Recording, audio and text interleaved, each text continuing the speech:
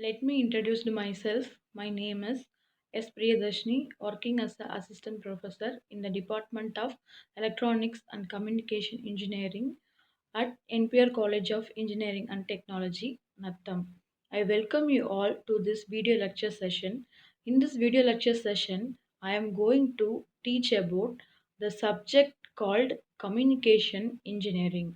The subject code is EC8395. It is a third semester paper for computer science and engineering students. Before heading into the topics, let me give the introduction about what is meant by communication. Generally, communication plays a major role in our day-to-day life. Not only in our day-to-day life, in also technology too. Without communication, there is no technology. Generally, communication in the sense the process of transferring information from one person to another. Let me see the definition of communication. Communication is the process of conveying or transferring of information from one point to another. The information can be either in the form of image, text, audio, video, or any other data.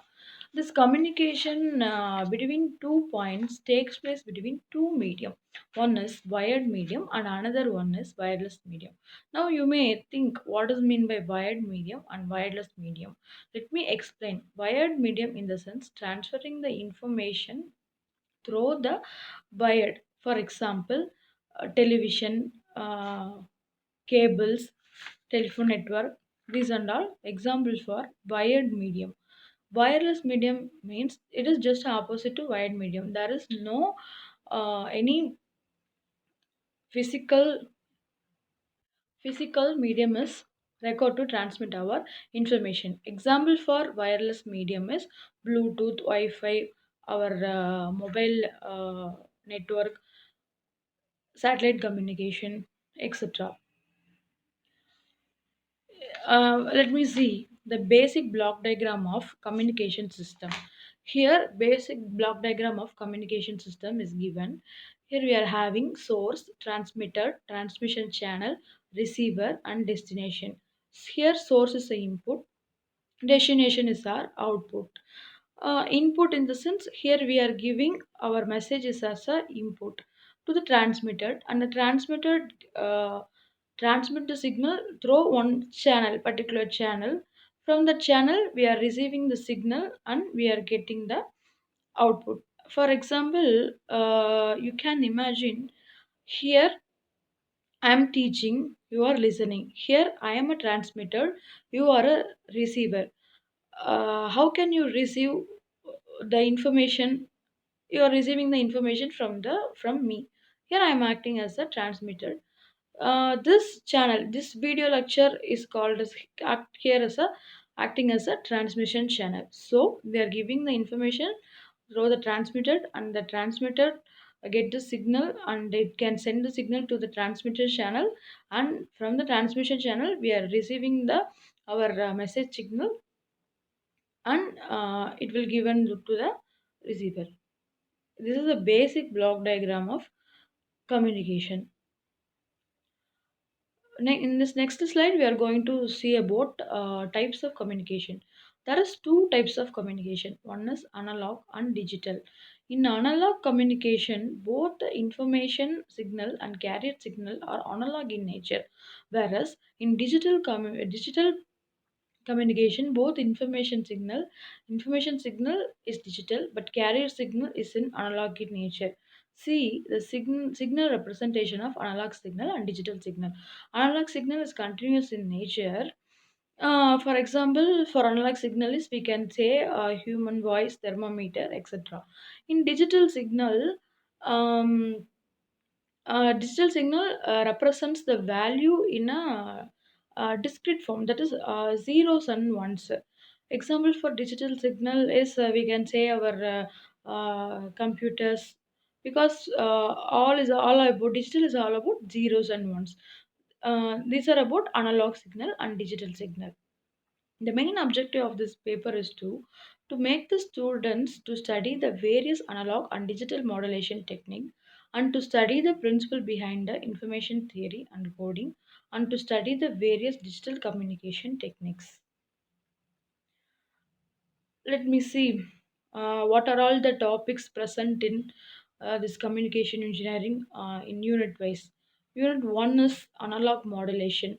Modulation in the sense the process of modifying or changing the any one of the characteristics of carrier signal, or simply we can say superimposing the low frequency message signal to the high frequency carrier signal is called as modulation. Analog in the sense, analog modulation is the process of transferring the signal in analog in nature. In this chapter, we are going to study about what is meant by amplitude modulation, that is AM, and DSBSC, double sideband suppressed carrier, SSBSC, single sideband suppressed carrier, VSB, vestigial sideband, VSD modulators, demodulators, FM, PM, and super heterodyne receiver angle modulation. These are all the topic we are going to study about Unit 1, that is analog modulation. Unit 2 is pulse modulation. Pulse modulation is a method to represent the analog signal in a digital form. In this chapter, we are going to study about what is meant by sampling, sampling theorem, low pass sampling, quantization, PAM, and coding, line coding, and PCM, that is pulse code modulation, DPCM, differential pulse code modulation, DM, delta modulation, and ADPCM, adaptive delta modulation, and ADM, channel time division multiplexing, frequency division multiplexing. These are the topic we are going to study about this in this pulse code modulation unit. Unit 3 is digital modulation and transmission. Digital modulation and transmission is the process of encoding digital signals into amplitude, phase, and frequency. In this chapter, we are going to study about phase shift keying, BPSK, DPSK, QPSK, principle of MRA signaling, ISA, pulse shaping, duo-binary encoding, cosine filters, I pattern, and equalizer. These are all topic present in digital modulation and transmission. And unit 4 is information theory and coding. In this information theory and coding, we are going to study about measure of information, what is called entropy, and what is meant by source coding theorem, Shannon-Fennan, Huffman coding, LZ coding, channel capacity, Shannon-Hartley law, Shannon limit, error control coding, cyclic coding, syndrome calculation, convolution coding, and sequential coding. These are the topics present in our Unit 4 Information Theory and Coding, and we are going to study about each and every topic detailedly in our upcoming videos. Unit 4 is spectrum and multiple access. It is very interesting unit. In this unit, we are going to study about what is meant by spectrum and different multiple accessing technique, that is FDMA, TDMA, CDMA, frequency division multiplexing, time division multiplexing, and CDMA, code division multiplexing. So, let me conclude.